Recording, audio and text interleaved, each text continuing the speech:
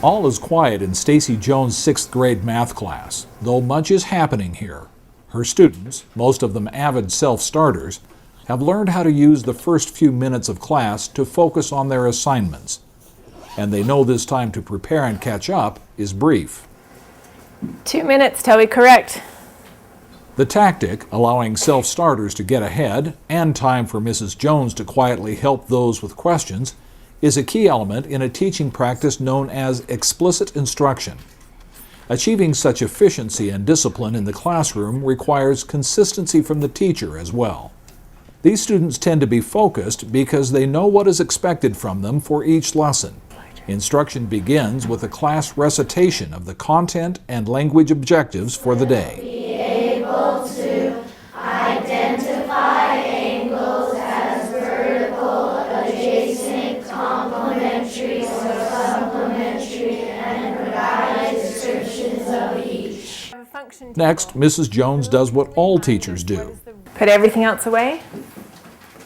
She tells students the information they need to achieve the class objectives. Eyes up here.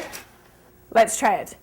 2x, and then we added 4. And in the teaching, she is careful to keep students engaged. Plus 4 is? 8. It works for that one. Let's try this one. 3 times 2 is? 6. Plus 4 is? 10. That one works. The difference between telling and lecturing is I tell them what I expect them to know, and I want them to repeat it back to me. I tell them what we're going to do during the day, and they repeat it back to me. I have them finish my sentences so I know they're listening and understanding. I want them to repeat as a whole class so that even if they don't know, they can hear what the answer is. Modeling, or carefully showing students how to work an assignment, is the core of instruction. Teaching is more than talking. What do we need to find? Common denominator. Our denominators are 10 and 2. The next step is to encourage students to move from mimicking to thinking, providing their own answers, perhaps with a little coaching.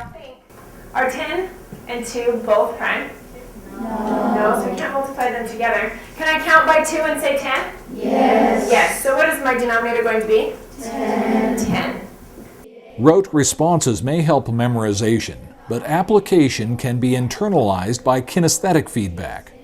Stacy prompts the students to use their limbs to demonstrate geometry principles. Okay, I need you to stand up, push your chair in, and face me. Can you see how that's a 90-degree angle? Yeah. Straight arm down, straight arm across. Show me 90 degrees with your arms. Straight arms. Straight up by your ear, straight out to the side. 90 degrees. What would we call this angle if we had 2 angles that equal 90 degrees? What do we call them? Complementary angles. Okay, if I was going to make a straight line with my arms would be out like this. What does a straight line equal? 180 degrees. If I have 2 angles on a straight line, what is that called? Supplementary. Correct. Okay, show me 90 degrees. 2 angles that make up 90-degree angle are called what? Complementary angles. Show me a straight angle. 2 angles that make up a straight angle are called what? Supplementary angles. Correct. Stacy has also found that a simple technology such as a whiteboard can encourage struggling students to try. The whiteboard seems to be less intimidating for just paper and pencil. They seem to be able to write down what they know, and then they know they can erase it if it's incorrect. So they tend to put down what they think is correct, and then they can learn if they're wrong, and they can try again the next time. And 3, 2, 1, and show me. It looks like almost everyone has the correct answer. In addition to whole class participation, smaller group work can help each student.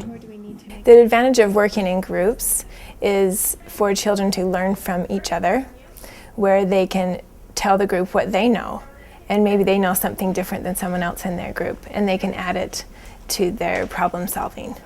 If a student can offer their information, what they know that maybe someone else doesn't, it boosts their self-esteem, makes them feel good about themselves, and that they can accomplish things in math. Sooner than later, students must be allowed to produce their own answers. It is while they work on their assignments in class privately that the teacher can see what they know. Independent practice is for me to know what they're understanding, how the class is doing, what we need to go over again, and the positive things that have come out of our lesson. So I have the students usually work on a worksheet, a review practice, while I'm helping a small group up in the front. I rotate the groups so that I can individually help the students and see what level they're at and what they're having a hard time with. Can you find the angle that we're on? The end product of explicit teaching is that the students enjoy math. They get to contribute what they know. They know what they're expected of for the lesson. They know the objectives. They'll see the same vocabulary words on testing. They know the vocabulary words. They've heard them, they've seen them, they've written them, they've said them. They feel confident in themselves. They feel like they can accomplish things in math. And they come away learning more because they're more confident.